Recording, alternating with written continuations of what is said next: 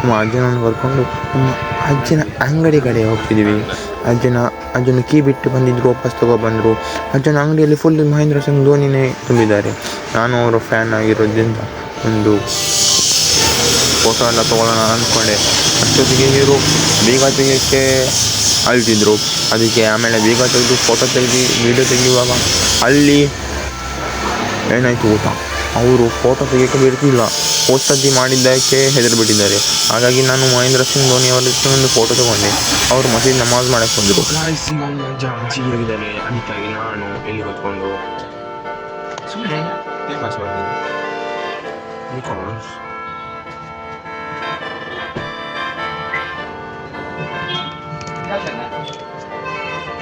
ನಾನು ಓಪನ್ ಮಾಡಿದ್ದಷ್ಟೇ. ದಿನಗಳು ಬರಬಹುದು, ನೋಡೋಣ ಬರಬಹುದು. ಬರ್ತಾರೆ ಬರಲ್ಲ ಅಂತಿಲ್ಲ. ಮೇಜರಾಗಿ ಈ ಏರಿಯಾದಲ್ಲಿರೋ ಮೇನ್ ಸ್ಲೀಪರ್ ಶಾಪ್ ಆಗಿರುತ್ತೆ. ಸೊ ಇಲ್ಲಿ ಜನಗಳು ಬರೋದು ಸಾಧ್ಯ. ಸೊ ಬಿಕಾಸ್ ಆಫ್ ಇವತ್ತು ಫ್ರೈಡೇ ಆಗಿರೋದ್ರಿಂದ ಸ್ವಲ್ಪ ಜನಗಳ ಸಂಖ್ಯೆ ಕಮ್ಮಿ ಕಾಣಿಸಬಹುದು. ಬೆಳಗ್ಗೆ ಮುಂಚೆ ನಂತರ ಇರುತ್ತೆ ಅದು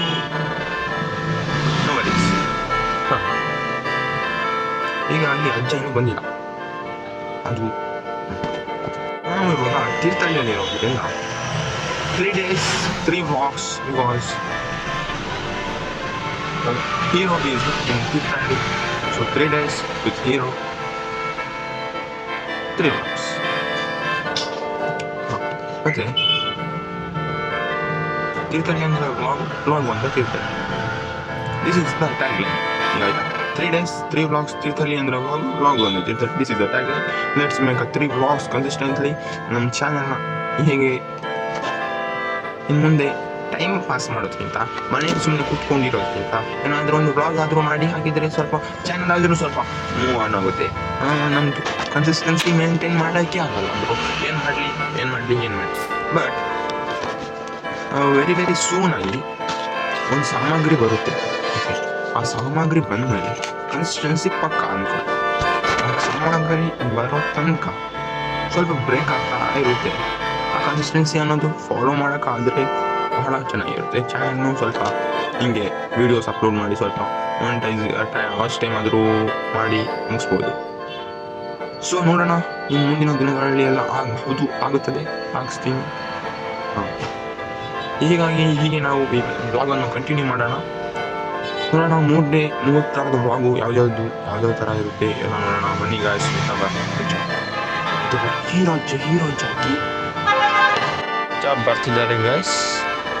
ಸೊ ಈಗ ಅಜ್ಜ ಬಂದು ಇಲ್ಲಿ ಛತ್ರಿನ ಏನೋ ರಿಪೇರಿ ಮಾಡ್ತಾ ಕೂತ್ರು.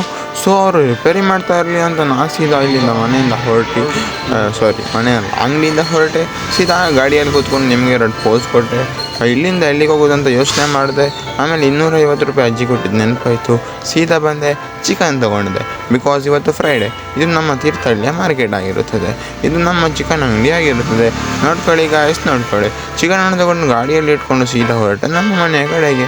ಮನೆಗೆ ಬಂದು ರೀಚ್ ಆದಮೇಲೆ ಒಂದು ಟೇಕನ್ನು ತೊಗೊಂಡ ನಂತರ ಸೀದಾ ನಾವು ಬಂದಿದ್ದೆ ಮಸೀದಿ ಕಡೆಗೆ ಬಂದು ಮಸೀದಿಯಲ್ಲಿ ನಮಾಜ್ ಎಲ್ಲ ಮುಗಿಸ್ಕೊಂಡು ಸೀದಾ ನಾವು ನಂತರ ಸೀದಾ ಗಾಡಿಗೆ ಬಂದು ಮನೆಯಲ್ಲಿ ಕೂತು ಊಟ ಮಾಡಿ ಅಲ್ಲಿಂದ ಇವತ್ತಿನ ವ್ಲಾಗ್ ಇಲ್ಲಿಗೆ ಮುಗಿಸೋದು.